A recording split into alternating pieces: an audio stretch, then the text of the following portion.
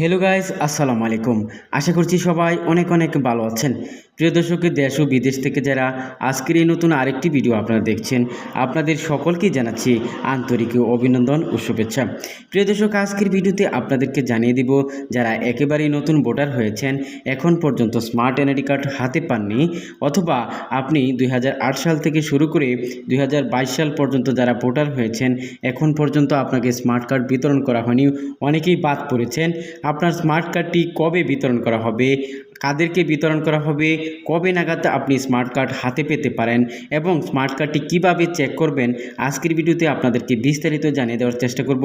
তাই ভিডিওটা শুরু থেকে শেষ পর্যন্ত দেখতে থাকুন, আশা করি আপনাদের কাজে লাগবে। প্রিয় দর্শক, এখন আর দেরি না করে আপনাদেরকে নিয়ে যাবো সরাসরি মূল ভিডিওতে। চলুন তাহলে দেখানো যাক।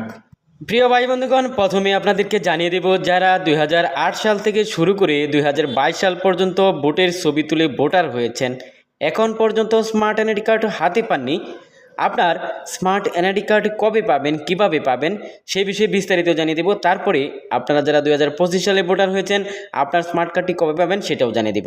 প্রিয় দর্শক, এখন আপনাদেরকে জানিয়ে দিচ্ছি যারা 2008 সাল থেকে শুরু করে 2022 সাল পর্যন্ত ভোটের ছবি তুলে ভোটার হয়েছেন, এখন পর্যন্ত স্মার্ট এনআইডি কার্ড হাতে পাননি, আপনাদের স্মার্ট এনআইডি কার্ড বিতরণ কার্যক্রম চলমান রয়েছে জানিয়েছেন বাংলাদেশ নির্বাচন কমিশন ইসি। প্রিয় দর্শক, এখনও কিন্তু স্মার্ট কার্ড বিতরণ কার্যক্রম চলমান রয়েছে, তবে যে সকল এলাকায় বিতরণ করা হয়নি বিতরণ করবে, কিছুদিনের মধ্যেই নোটিশ প্রকাশ করা হয়েছে।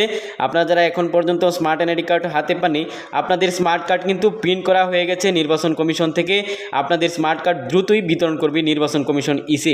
প্রিয় দর্শক, যারা 2008 সাল থেকে শুরু করে 2022 সাল পর্যন্ত ভোটের ছবি তুলে ভোটার হয়েছে, আপনাদের স্মার্ট কার্ড বিতরণ করবে। কিছুদিন আগে একটি নোটিশ প্রকাশ করেছেন বাংলাদেশ নির্বাচন কমিশন ইসি। তারা বলেছেন যাদের এনআইডি কার্ডের অনলাইন কপি নেওয়া হয়েছে তারা সেই এনআইডি কার্ডের অনলাইন কপি দিয়ে অথবা ভোটার স্লিপ দিয়ে তারা সেই স্মার্ট কার্ড সংগ্রহ করতে পারবেন। নির্বাচন কমিশন জানিয়েছেন যারা 2008 সাল থেকে শুরু করে 2015 সাল পর্যন্ত ভোটার হয়েছেন, অনেকেরই স্মার্ট কার্ড নির্বাচন অফিসে পড়ে রয়েছে, আপনারা সংরক্ষণ করতে পারবেন সেখানে গিয়ে। তবে সেখানে গেলে অবশ্যই আপনার আগের অনলাইন কপি নিয়ে যেতে হবে অথবা আপনার ভোটার স্লিপ নিয়ে যেতে হবে, তাহলে আপনি স্মার্ট কার্ড সংরক্ষণ করতে পারবেন। প্রিয় দর্শক, এছাড়াও যারা 2022 সালে ভোটার হয়েছেন, পুনরায় আপনাদের স্মার্ট কার্ড বিতরণ কার্যক্রম শুরু করবে, কিছুদিনের মধ্যে আপনারা পেয়ে যাবেন। সেজন্য আপনাকে এনআইডির অনলাইন কপি সাথে নিয়ে যেতে হবে অথবা ভোটার স্লিপ সাথে নিয়ে যেতে হবে। সেই দুটি কপি থেকে যে কোনো একটি কপি থাকলেই আপনি স্মার্ট কার্ড সংগ্রহ করতে পারবেন।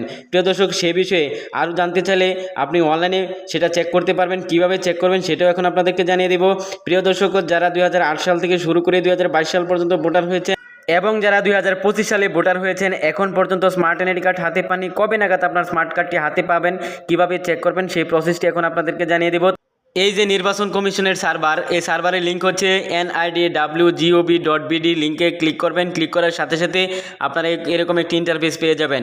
এখানে দেখবেন লেখা আছে স্মার্ট কার্ড স্ট্যাটাস, উপরে লেখা আছে NID online services, smart card status. এখানে ক্লিক করলাম।